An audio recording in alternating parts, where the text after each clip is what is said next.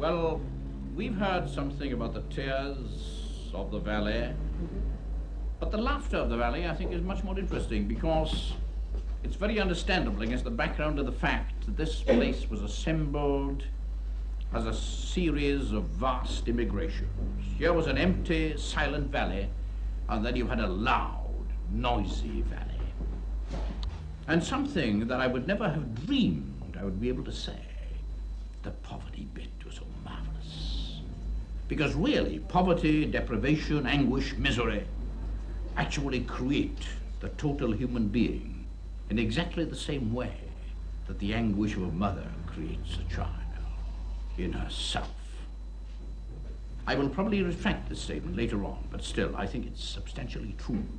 When I ponder the jokes that we had in the valley as parts of our mythology.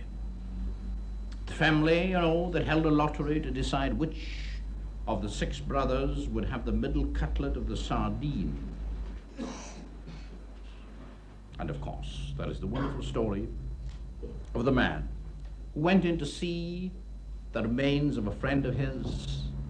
Dad, and when you're Welsh dad, you are truly dead, because we make no mistake at all about this. And he went in to see the body of his friend, and he looked at it very carefully. And he said to the widow, "Where? He looks lovely. He looks beautiful, doesn't he? He's a treat, isn't he?" The widow said, "Yes, indeed. That last week in Llandudno did him the world of good." And of course, this is it, I think. This is the entire Welsh myth, you know. There is no life, really. There's no death either.